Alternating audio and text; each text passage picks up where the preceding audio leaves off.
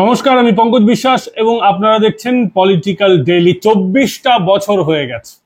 24টা বছর এই ভদ্রলোক ক্ষমতার কেন্দ্রবিন্দুতে আছে। প্রথমে মুখ্যমন্ত্রী, তারপর দেশের সবচেয়ে বড় ক্ষমতাশীল পোস্ট প্রধানমন্ত্রী।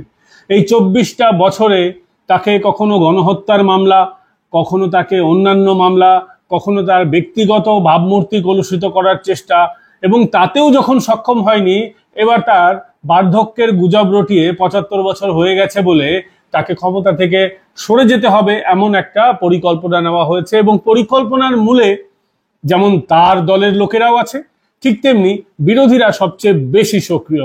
কথা হচ্ছে প্রধানমন্ত্রী নরেন্দ্র মোদীকে নিয়ে। আপনারা বুঝেই গেছেন 17 সেপ্টেম্বর 1950 নরেন্দ্র মোদীর জন্মদিন, এবং আজ এবছর 75 বছর তার পূর্ণ হচ্ছে। বিজেপিতে একটা অঘোষিত নিয়ম প্রধানমন্ত্রী নরেন্দ্র মোদী নিজেই সৃষ্টি করেছিলেন, সেটা হচ্ছে 75 বছর হয়ে গেলে ক্ষমতা থেকে সরে যেতে হবে। কোনো মন্ত্রী হতে পারেন, মুখ্যমন্ত্রী হতে পারেন, বা ক্যাবিনেট মন্ত্রী, 75 বছর হয়ে গেলে ক্ষমতা থেকে সরে যেতে হবে। এই সবার আগে বুঝতে হবে যে এই অলিখিত বিজেপিতে যে নিয়মটা ছিল, সেই নিয়মটা কেন চালু করা হয়েছিল। নিয়মটা চালু করার পেছনে একটাই উদ্দেশ্য ছিল। প্রধানমন্ত্রী নরেন্দ্র মোদী যখন ক্ষমতায় এসেছিলেন, তখন একটা বিজেপিতে ফেজ চেঞ্জ, একটা ক্ষমতার বয়সের হস্তান্তরের ব্যাপার ছিল। সেই সময় তিনি যখন ক্ষমতায় এসেছিলেন, তখন ক্ষমতায় ছিলেন আডবাণীজি, অটলজি, এদের জমানার লোকজন। প্রধানমন্ত্রী নরেন্দ্র মোদী বিচক্ষণ ব্যক্তি। তিনি ক্ষমতার সুস্থভাবে চালানোর জন্য এই যে একটা জেনারেশন হস্তান্তরের ব্যাপারটা ছিল, সেই সময়কার বেশিরভাগ লোককে ছেটে ফেলা হয়েছিল। এই ছেটে ফেলার প্রয়োজনেই, ক্ষমতা হস্তান্তরের প্রয়োজনেই তিনি, এবং শাসন সুস্থভাবে চালানোর জন্য তিনি এই অলিখিত নিয়মটা লাগু করেছিলেন, যাতে বয়সের ফাঁদে ফেলে সেই সময়কার লোকগুলোকে, তারা যোগ্য হোক বা অযোগ্য সেটা বড় ব্যাপার নয়, রাজনীতিটা যোগ্যতা অযোগ্যতার থেকেও একটা নিজের লোকদের নিয়ে সুস্থভাবে কাজ করার একটা প্যাটার্ন প্রত্যেক দলে থাকে, এবং বিজেপিও তার থেকে অন্যরকম কিছু ব্যাপার নয় বিজেপিতে। সেজন্য এই নিয়মটা চালু হয়েছিল। তারপর দেখা যাচ্ছে যে বর্তমানে এখন প্রধানমন্ত্রী নরেন্দ্র মোদী, তারও 75 বছর বয়স হচ্ছে, এবং সংঘপ্রধান মোহন ভাগবত, তারও 75 বছর বয়স হচ্ছে। যদিও সঙ্গে বয়সজনিত কারণে এরকম কোনো নিয়ম নেই যে আপনি এতবার, দুবার, তিনবার, বা এতে সংঘের কিন্তু কোনো টার্ম নেই, কোনো বয়স নেই। যতদিন সুস্থ থাকবেন সংঘপ্রধান নিজের দায়িত্ব পালন করতে চান। কিন্তু বিজেপিতে এখন একটা চাপানুতর চলছে, এবং সেই চাপানুতরের একটা বড় অংশ চালাচ্ছেন যারা, তারা হচ্ছেন বিরোধী রাজনীতি শিবিরের লোকেরা। তারা চাইছেন যে মোহন ভাগবত এবং প্রধানমন্ত্রী নরেন্দ্র মোদীকে একসঙ্গে রিটায়ার করে দিয়ে একটা শূন্য স্থান তৈরি করতে। যে গেরুয়া রাজনীতিতে আরএসএস বিজেপির জুটি, এই বিজেপির দুজন টপ লিডারকেই যদি এলিমিনেট করে দেওয়া যায়, সরিয়ে দেওয়া যায়, এলিমিনেট মানে বলছি সরিয়ে দেওয়া পদ থেকে, সেই পদ থেকে যদি সরিয়ে দেওয়া যায়, তাহলে যে একটা শূন্যতা তৈরি হবে গেরুয়া রাজনীতিতে, বিজেপি হিন্দুত্ব ঘরানার রাজনীতিতে, তার ফায়দা নিয়ে ক্ষমতায় বসে যাবে। আমি বলবো প্রধানমন্ত্রী নরেন্দ্র মোদী তিনি নিজে সবার আগে বলুন যে আমার সংখ্যাগরিষ্ঠতা নেই, আমি সরে যাচ্ছি। দেখুন তো কে ক্ষমতা নিতে আসে। দায়িত্ব নিয়ে বলছি, ইন্ডি জোটে মারামারি লেগে যাবে। প্রধানমন্ত্রী নরেন্দ্র মোদী বলুক যে আমি সংখ্যাগরিষ্ঠতা আমার কাছে নেই, দেখুন সংখ্যাগরিষ্ঠ তাকে করে দেওয়ার জন্য লোক হাজির হয়ে যাবে, ইন্ডি জোটে মারামারি পড়ে যাবে। যাই হোক, এটা তো অন্য টপিকের কথা। কিন্তু বর্তমানে যেটা হচ্ছে, গার্লফ্রেন্ডের জন্মদিন, বাবা মার জন্মদিন ভুলে গিয়ে সবাই কিন্তু প্রধানমন্ত্রী নরেন্দ্র মোদীর জন্মদিনে রট লাগাচ্ছে। এবং এই জল্পনাটা শুরু হলো কোথা থেকে? এই জল্পনাটা শুরু হলো মোহন ভাগবতজি, সরসংঘ চালক, তার সংঘপ্রধান, তার একটা কমেন্ট থেকে। সেই কমেন্টটা তিনি কোথায় করেছিলেন? সেই কমেন্টটা তিনি করেছিলেন মোরোপন্ত পিংলে, একজন সংঘের বরিষ্ঠ স্বয়ংসেবক, দীর্ঘদিন সংঘের বড় বড় দায়িত্ব সামলেছেন, বেশ কয়েকটা দায়িত্ব সামলেছেন। মোরোপন্ত পিংলের একটা বই ছিল, তার লেখা বইয়ের উদ্বোধন করতে এসেছিলেন সংঘপ্রধান মোহন ভাগবত। মোহন ভাগবতজিকে যখন সাংবাদিকরা প্রশ্ন করে, এবং সবচেয়ে মজার ব্যাপার, মোরোপন্ত পিংলে নিজেই বলতেন, এবং মারাঠিদের একটা স্যাটায়ারের, মানে মজা করে কথা বলার একটা, তাদের এটা জন্মজাত বিষয় আর কি, তাদের এটা রক্তে মিশে আছে। আর মোরোপন্ত পিংলে একবার একটা কথা বলেছিলেন, তাকেও তার ঘনিষ্ঠ মহলের লোকেরা যখন জিজ্ঞেস করেন রাজনীতিবিদদের কখন সন্ন্যাস নেওয়া উচিত, তো তখন তিনি বলেন রাজনীতিবিদরা তো নিজেদের গামছাও দিতে চায় না, তো পদ দিয়ে দেবে কি করে। তো তো সবচেয়ে ভালো ব্যাপার হচ্ছে তাকে বয়সের কারণ দেখে সরিয়ে দাও। এটা কিন্তু ওই বইতেও, মোরোপন্ত পিংলের ওই বইতেও উল্লেখ আছে, এবং সেই উদ্ধৃতিটাকেই কোট করে নতুন ভাষায় বলেছিলেন সারসংঘ চালক সংঘপ্রধান মোহন ভাগবতজি। এবার ব্যাপারটা হচ্ছে তিনি কিন্তু সেই স্যাটায়ারের কথাটাই, মানে তিনি যে মোরোপন্ত পিংলের যে হাস্যরসের কথাটা, সেই কথাটাকেই কিন্তু নতুন করে উদ্ধৃত করেছিলেন, এবং সেটাকে এমন ভাবে ঘুরিয়ে পেঁচিয়ে বলা হলো যে মনে হচ্ছে যে মোদিজি মোহন ভাগবতজির মধ্যে একটা দ্বন্দ্ব চলছে, ঝগড়া চলছে। দেখুন, দ্বন্দ্ব এবং ঝগড়া যদি হতো তাহলে মুখ দেখা দেখি বন্ধ হতো। এই বিগত 6 মাসের মধ্যে দুবারের জন্য সরসংঘ চালক মোহন ভাগবতের সঙ্গে প্রধানমন্ত্রী নরেন্দ্র মোদী দেখা করেছেন। অটল বিহারী বাজপেয়ীও তো ভারতীয় জনতা পার্টির প্রধানমন্ত্রী ছিলেন, তিনি কি কখনো সরসংঘ চালকের সঙ্গে নাগপুরে গিয়ে দেখা করেছেন? উদাহরণ নেই। কিন্তু প্রধানমন্ত্রী নরেন্দ্র মোদী এবছরই দুইবার দেখা করেছেন, এমনকি নাগপুরে গিয়েছেন এবং প্রধানমন্ত্রীর দপ্তরেও সরসংঘ চালককে ডেকে পাঠিয়েছেন, কথা হয়েছে। এরপরও যারা মনে করছেন দুজনের মধ্যে ঝগড়া চলছে, তো এটা আমাদের জন্য সাংবাদিকদের হেডলাইন করার জন্য তো ভালো ব্যাপার, কিন্তু কতটা এর মধ্যে বাস্তবতা আছে আপনারা নিজেরাই বুঝে নিতে পারেন। তো সেই জিনিসটাকেই কাজে লাগিয়ে সবাই এখন ওই কাকপক্ষীর মতন, ওই গরু মরলে শকুন আসের মতন অপেক্ষা করে আছে যে তার বয়স হবে এবং তিনি রিটায়ার করবেন। প্রধানমন্ত্রী নরেন্দ্র মোদীকে ক্ষমতা থেকে সরিয়ে দেওয়ার যে এই জল্পনা কল্পনা চলছে, কখনো কি আপনারা ভেবেছেন যে প্রধানমন্ত্রী নরেন্দ্র মোদীর আমলে দেশ কোথা থেকে কোথায় চলে গিয়েছে? এই দেশে স্বাধীনতার পর একটা সময় ছিল যখন একটা ছুঁচ তৈরি করার ক্ষমতা ছিল না। অবশ্যই কংগ্রেস জমানায় কিছুটা উন্নতি হয়েছে, কিন্তু মিলিটারি হার্ডওয়্যারের ক্ষেত্রে, দেশের অর্থনীতি অর্থ ব্যবস্থার ক্ষেত্রে প্রধানমন্ত্রী নরেন্দ্র মোদীর আমলে যে উন্নতিটা হয়েছে সেটা কি কংগ্রেস জমানায় হয়েছে? এই প্রশ্নটা কি করবো না? কংগ্রেস কি পড়ে পড়ে ঘুমোচ্ছিল? 70 বছরে ইঞ্জিন তারা তৈরি করতে পারেন। এখন অন্তত ছোটখাটো বিমান এদেশেই তৈরি হচ্ছে, ছোটখাটো বিমানের ইঞ্জিন এদেশে তৈরি হচ্ছে। আমরা সেই সাকসেস অর্জন করেছি। আমরা যুদ্ধ বিমান তৈরি করতে সক্ষম হয়েছি। একটি যুদ্ধ বিমানের 3টি ভেরিয়েন্ট অলরেডি তৈরি হওয়ার পথে। Tejas mark 1, mark 1A, mark 2 তৈরি হওয়ার পথে। অ্যামকা তৈরি হচ্ছে, মেটাল কাটিং অলরেডি শুরু হয়ে গেছে বলে আমরা জানতে পারছি। ইঞ্জিনের যে তৈরি করার প্রক্রিয়া সেটাও শুরু হয়ে গেছে। দেশে একের পর এক হাইপারসোনিক মিসাইল তৈরি হচ্ছে, দেশে এট্যাগ তৈরি হচ্ছে, দেশে কামান তৈরি হচ্ছে, গুলি বন্দুক সব দেশের মধ্যে তৈরি হচ্ছে। প্রধানমন্ত্রী নরেন্দ্র মোদীর আমলে ইকোনমি 10 নম্বর থেকে 4 নম্বরে পৌঁছে গেছে নরেন্দ্র মোদীর আমলে। আমাদের বড় বড় জাহাজ দেশের মধ্যে তৈরি হচ্ছে। এই কলকাতা পোর্ট ট্রাস্টের বড় বড় জাহাজ তৈরি হচ্ছে, নেভাল ফ্লিট তৈরি হচ্ছে, নেভাল জাহাজ তৈরি হচ্ছে, ফ্রিগেট তৈরি হচ্ছে, অনেক ধরনের আধুনিক জাহাজ তৈরি হচ্ছে প্রধানমন্ত্রী নরেন্দ্র মোদীর আমলে। এবং এই নরেন্দ্র মোদীকে 2004 সাল থেকে কিভাবে সরানোর চক্রান্ত হয়েছে, প্রথমে গোধরায় লোয়ার কোর্টে, তারপরে হাইকোর্ট অব্দি, তারপরে সুপ্রিম কোর্ট অব্দি মামলা গেল, তিনি কিন্তু খারিজ হয়ে গেলেন। তিনি নিজেও বারংবার বলেছেন যে বাইরে থেকে আমি পুলিশ চেয়েছিলাম, কিন্তু কংগ্রেসী অন্যান্য মুখ্যমন্ত্রীরা আমাদেরকে পুলিশ দেয়নি, সেন্ট্রাল আমাদেরকে সেন্ট্রাল ফোর্স পাঠায়নি। সেই সময় সেন্ট্রাল ফোর্স আস্তে আস্তে অলরেডি, তখন অবশ্য সেন্ট্রাল ফোর্স যতক্ষণে ডিপ্লয় হয়েছে তখন যা ঘটার ঘটে গিয়েছে, সব মামলা ঠান্ডা হয়ে গেছে। এবার সেই সময় প্রধানমন্ত্রী, এখন যিনি প্রধানমন্ত্রী তখন গুজরাটের মুখ্যমন্ত্রী, তিনি ইউএসএ তার হোয়াইট হাউসে ঢোকায় ব্যান ছিল, আমেরিকায় ঢোকায় ব্যান ছিল, বিভিন্ন রাষ্ট্রে তাকে ঢোকায় ব্যান ছিল। সে জায়গা থেকে প্রধানমন্ত্রী কোথা থেকে কোথায় নিজেকে আজকে উন্নীত করেছেন, সে বিষয়গুলো কি ভাবতে হবে না? এবং যে গোধরা নিয়ে তার সাদা ধুতিতে কালো দাগ লাগানোর চেষ্টা করা হলো, সাদা পাঞ্জাবিতে, ধুতি তিনি মাঝে মধ্যে পরেন, সবসময় পরেন না, তো সেই সাদা কুর্তাতে যে কালি ছেটানো হলো, সেই কালি তো আজ খুঁজে পাওয়া যাচ্ছে না, কোনো জায়গায় প্রমাণ হয়নি। আজকে বলতে পারেন তিনি ক্ষমতায় আছেন সুপ্রিম কোর্টে, কিন্তু সেই সময় 2004-এ যখন তিনি ক্ষমতায়, 2004 থেকে 14 যখন গুজরাটের মুখ্যমন্ত্রী, এই 10টা বছরের মামলা যখন লোয়ার কোর্টে চলেছিল, তখনও তো সমস্ত কোর্ট থেকে তিনি একবারে ক্লিন চিট পেয়েছেন। সেখানে কি বলবেন? তখন কংগ্রেসের সরকার ছিল, 2004 থেকে 2010 কংগ্রেসের সরকার। মামলা অলরেডি অন্য আদালতেও বিভিন্ন জায়গায় বিভিন্ন রকম মামলা তার বিরুদ্ধে চলছে। কোথাও তো কংগ্রেস জমানায়ও তো তাকে কালিমা লিপ্ত করা যায়নি, সেই কথা কি আপনারা ভুলে যাচ্ছেন? দেখুন, প্রত্যেক নিয়মের না একটা এক্সেপশন থাকে, এবং সেই এক্সেপশন সমাজের যারা শীর্ষস্তর তাদের জন্যই কাজ করে। এবং প্রধানমন্ত্রী নরেন্দ্র মোদীর কোনো কাজকর্ম দেখে এখনো মনে হয়নি যে তার বয়সজনিত কোনো সমস্যা দেখা দিয়েছে, তার মতিভ্রম দেখা দিয়েছে, এমনকি কেউ বলতে পারবেন প্রধানমন্ত্রী নরেন্দ্র মোদীর জবরদস্ত যারা সমালোচকরা আছে তারাও বলতে পারবেন না। এবার প্রধানমন্ত্রী নরেন্দ্র মোদীর ডিসিশনগুলো যদি আমরা দেখি, অ্যানালিসিস যদি আমরা করি, তাহলে দেখবেন সর্বশেষ যে তার সিদ্ধান্ত ছিল, অর্থাৎ অপারেশন সিন্দুর, সেখানেও তিনি যে বিচক্ষণতার সঙ্গে যে একদম মাপা মাপা সিদ্ধান্ত তিনি নিয়েছেন।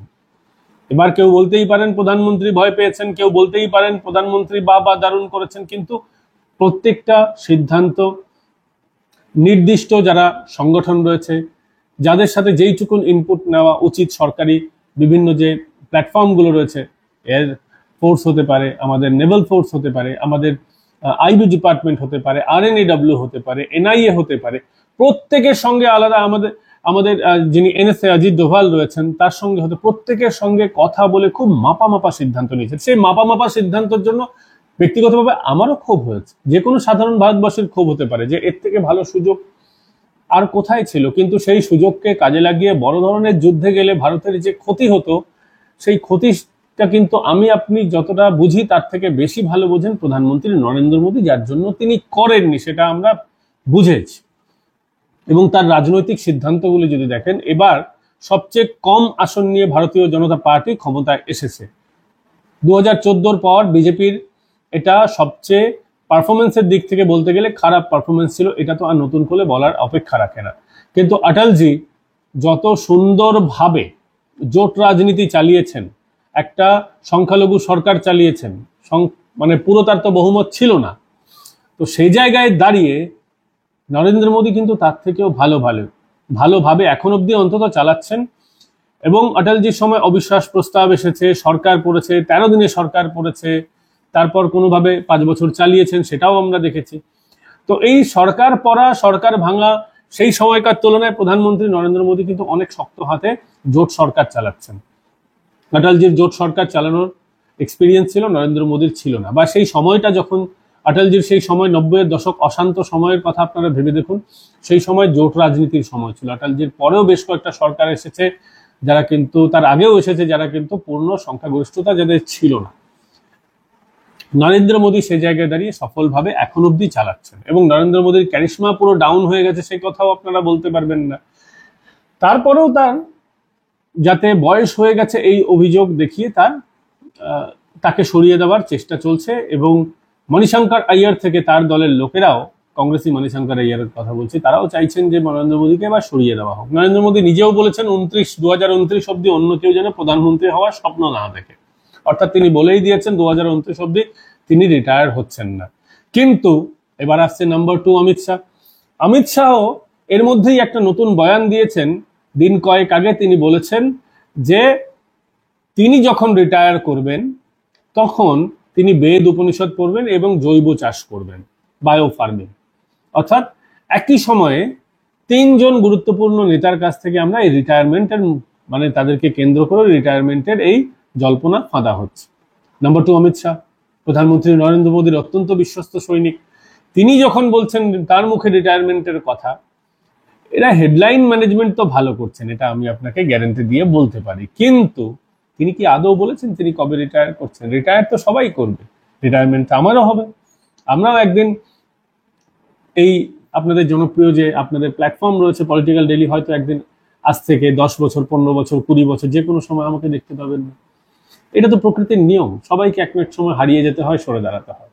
কিন্তু এরা এই মুহূর্তেই সরে যাচ্ছেন, এই ইঙ্গিত কি কোথাও পাচ্ছেন? বা এরা সরে গেলে দেশে কি পরিস্থিতি হবে সেটা কি আপনারা কখনো ভেবে দেখেছেন? এই মুহূর্তে দেশের বিকল্প যোগ্য ব্যক্তি কে আছে? প্রধানমন্ত্রীর জায়গায় আমি বলছি, এবং প্রধানমন্ত্রী, স্বরাষ্ট্রমন্ত্রী অর্থাৎ হোম মিনিস্ট্রি এবং PM, এই একটা জুটি কিন্তু ভারতবর্ষে আমরা দেখতে পাই অনেকদিন ধরেই। একটা জুটি করে দুটো ব্যক্তি দেশের শীর্ষ ক্ষমতা চালান। অটলজির সময় আডবাণী অটল জুটি ছিল, প্রধানমন্ত্রী নরেন্দ্র মোদীর সময় আমরা দেখছি মোদী অমিত শাহ জুটি, চিদম্বরম এবং মনমোহন সিং, সেই জুটিটাকেও আপনারা দেখেছেন। তো কংগ্রেস জমানা হোক বা বর্তমান জমানায়, এবার দ্বিতীয় ব্যক্তিকে আমরা সব থেকে যোগ্য প্রধানমন্ত্রীর উত্তরসূরি, এখন আমরা কমেন্ট দেখলেই বুঝতে পারি যে যোগী আদিত্যনাথকে সবচেয়ে ক্ষমতার, এরপরে প্রধানমন্ত্রী হিসেবে ক্ষমতার শীর্ষে বসার জন্য যোগ্য ব্যক্তিত্ব তাকে দেখা হচ্ছে, অন্তত বিজেপি ঘরানায়। এবং কংগ্রেসের রাহুল গান্ধী, তার কি অবস্থা? তিনি তো প্রমাণিত লুজার, তো নতুন করে তার ব্যাপারে আমরা কিছু বলছি না। যদি প্রধানমন্ত্রী এই মুহূর্তে সরে যান, তাহলে যোগী আদিত্যনাথ, হিমন্ত বিশ্ব শর্মা এবং দেবেন্দ্র ফডনবিস, এই তিনজনের নাম সবচেয়ে উপরে রয়েছে। দেবেন্দ্র ফডনবিসের থেকে জনপ্রিয়তার ক্ষেত্রে আবার যোগী আদিত্যনাথ সবার শীর্ষে রয়েছেন। হিমন্ত বিশ্ব শর্মা নর্থ ইস্টের লোক, বা আমরা বাংলার মানুষ তাকে যথেষ্ট পছন্দ করি, যোগী আদিত্যনাথকেও আমরা একজন দক্ষ প্রশাসক মনে করি। কিন্তু সমস্যাটা হচ্ছে হিমন্ত বিশ্ব শর্মার হিন্দি অ্যাকসেন্ট, প্রধানমন্ত্রীর হিন্দি অ্যাকসেন্ট থাকাটা খুব জরুরি বলেই অন্তত লুটিয়ান্স মহলে, আমলা মহলে মনে করা হয়। এবং যোগী আদিত্যনাথ যদি ক্ষমতার শীর্ষে বসেন তাহলে কিন্তু একটা এখন অবধি যেটা পরীক্ষা করে দেখা হয়নি, যেহেতু তার প্রবল জনপ্রিয়তা রয়েছে এবং তার অ্যাকশন, তিনি খুব হার্ড লাইনার, খুব শক্তপোক্ত কাজ তিনি করেন। এই হার্ড লাইনারের ক্ষেত্রে সমাজে একটা কিন্তু ভয় দেখা দিতে পারে, এবং ভয় কাদের মধ্যে? সংখ্যালঘুদের মধ্যে। সংখ্যালঘু সমাজ তো এমনিতেই বিজেপিকে ভোট দেয় না, এবং যারা বিজেপিকে ভোট দেয় তাদের মধ্যে যোগী আদিত্যনাথ কিন্তু সবচেয়ে উপরে। যদিও বিজেপির ভোটারদের হাত এদিক ওদিক যায়, যোগী আদিত্যনাথের নাম শুনলে সেখানেই পড়বে, এবং তার ফ্যান ফলোইংও আছে। যোগী আদিত্যনাথকে 2029-এর আগে যদি একবার প্রধানমন্ত্রী হিসেবে তাকে 5 মাস 6 মাস 1 বছর সময় দেওয়া হয় এবং তিনি যদি ওকে টেস্টেড হয়ে যান, তার সেই টেস্টিংটা সফল হয়ে যায়, তাহলে কিন্তু 2029-এ বিজেপির সাকসেস রেটটা আরো বেড়ে যেতে পারে বলেই মনে করা হচ্ছে। অনেকেই মনে করছেন, আবার অনেকে ভয় পাচ্ছেন। তিনি যদি আরো বেশি হার্ডলাইনার পলিটিক্স করেন, বিজেপির আগামী দিনে কোথাও না কোথাও একটা সমস্যা হতে পারে, এই আশঙ্কা অনেকে মনে করছেন। কিন্তু আবার ওই একই কথা বললাম, আশঙ্কা তাদের মনে যারা বিজেপিকে ভোট দেয় না বা দেয়নি। সেজন্যই 1 বছর তাকে যদি প্রধানমন্ত্রী রেখে ওকে টেস্টেড করে নেওয়া যায়, তাহলে কিন্তু 2029-এ বিজেপির এই যে এবার যে ভরাডুবিটা হচ্ছে উত্তরপ্রদেশ থেকে তো 80টা সিটের মধ্যে 70টা সিট যোগী আদিত্যনাথ মুখ্যমন্ত্রী হলে আপনারা কনফার্ম করে নিতে পারেন। তাহলে প্রশ্ন করবেন যে মুখ্যমন্ত্রী থাকাকালীন এবার কেন ভরাডুবি হলো? সেই এবারের ভরাডুবির পেছনের গল্পটা আপনারা অনেকেই জানেন। আবারও ছোট্ট করে বলে দিই, সিট বন্টন নিয়ে যোগী শিবির এবং অন্য একটি শিবিরের মধ্যে একটা সমস্যা হয়েছিল। বলতে গেলে অমিত শাহের দপ্তরের মধ্যে এবং যোগী আদিত্যনাথের দপ্তরের মধ্যে একটা সমস্যা হয়েছিল। যোগী আদিত্যনাথের বহু মানুষ টিকিট পাননি, ফলে যোগীর যে টিম তারা কিন্তু অনেকটাই নিস্তেজ হয়ে গিয়েছিল, যার খেসারত এবার দিতে হয়েছে। এটা সকলেরই জানা, এবারে 2024-এর লোকসভা নির্বাচনে, শেষ লোকসভা নির্বাচনে। কিন্তু যোগী প্রধানমন্ত্রী হলে সেই সমস্যাটা তো হবে না, এবং আগামী দিনে, আগামী বছর উত্তরপ্রদেশেও ভোট আমরা দেখতে পারি। 2027-এ সম্ভবত সেখানে নির্বাচন রয়েছে, প্রায় 1.5-2 বছরের মাথায়। তো সেখানেও যোগী আদিত্যনাথের যদি মনপ্রুত লোকেরা বেশিরভাগ টিকিট পান, সব জায়গায় তো তিনি তার লোক বসাবেন এমনটা নয়, কিন্তু যোগী আদিত্যনাথের টিকিটের ক্ষেত্রে, টিকিট বন্টনের ক্ষেত্রে যদি তিনি তুষ্ট থাকেন এবং রুষ্ট না হন, তাহলে উত্তরপ্রদেশে আবার গেরুয়া ঝান্ডা পতপত করে উঠবে, আর না হলে অখিলেশ যাদব একটা ভালো মার্জিন নিয়ে আসতে পারে। তবে আপাতত সব কথার শেষ কথা, প্রধানমন্ত্রী যোগী আদিত্যনাথ হন, কবে হবেন সেটা সময় বলবে। কিন্তু আপাতত নরেন্দ্র মোদী এবং অমিত শাহ সরে যাচ্ছেন, এই জল্পনা যারা করছেন তাদের মুখে ছাই দিয়ে 2029 অব্দি প্রধানমন্ত্রী থেকে যেতে পারেন নরেন্দ্র দামোদর দাস মোদী এবং তার যোগ্য সেনাপতি অমিত শাহ নাম্বার 2। এবার আরেকটা বিষয় হচ্ছে যে অমিত শাহ প্রধানমন্ত্রী হচ্ছেন বা হতে চান, এরকমও একটা গুজব উঠছে। দেখুন, অমিত শাহ কেন, যে কোনো মানুষই প্রধানমন্ত্রী হতে চাইতে পারে। দীর্ঘদিন রাজনীতি করার সুযোগে প্রধানমন্ত্রী সুবাদে নরেন্দ্র মোদী যখন সরে যাবেন, অমিত শাহ চাইতেই পারেন তিনি প্রধানমন্ত্রী হবেন, এতে অন্যায় কোথায়? অমিত শাহের বেশ কয়েকটা সিদ্ধান্ত নিয়ে বিতর্কিত হতে পারে, বিতর্ক থাকতে পারে, কিন্তু অমিত শাহ যে সাকসেস রেটটা বিজেপিকে দিয়েছেন, সেই সাকসেস রেট এতদিন ধরে অন্য কোনো সেনাপতি দিতে পারেনি, এটাও বাস্তব। মানুষের ভুল থাকে, মানুষের ঠিক থাকে, এটা নিয়েই মানুষ। এবার দেখা যাক আপাতত আগামী দিনে কি হয়। এই বিষয়ে আপনাদের যদি কোনো মতামত থাকে সেটা কমেন্ট করে জানাবেন। ভিডিওটা ভালো লাগলে লাইক, শেয়ার এন্ড সাবস্ক্রাইব করতে ভুলবেন না। জয়েন বাটন ক্লিক করে আমাদের পেইড মেম্বার আপনারা হতে পারেন। মেম্বারশিপের ক্ষেত্রে আপনাদের সুবিধা রয়েছে, আমরা প্রত্যেক কন্টেন্ট মেম্বারদের জন্য আগে ছাড়ি, আগে মেম্বাররা দেখতে পারেন, তারপর সাধারণ যারা দর্শক আছেন আপনারা সকলেই দেখতে পান। তো আমাদের পাশে থাকতে পারেন, ইউপিআই নম্বরে পেমেন্ট করেও আমাদের সহযোগিতা করতে পারেন। আপনাদের সহযোগিতার মাধ্যমেই এই চ্যানেলটা চলে। আমরা কোনো রকমের এখন অবধি আমাদের সাবস্ক্রাইবার ছাড়া অন্য কারো কোনো ধরনের সহযোগিতা নেইনি, আগামী দিনেও নেব কিনা সে বিষয়ে আমাদের সিদ্ধান্ত নিতে হবে। ভালো থাকবেন, সুস্থ থাকবেন। আগামীকাল ফের দেখা হচ্ছে অন্য কোনো বিষয় নিয়ে।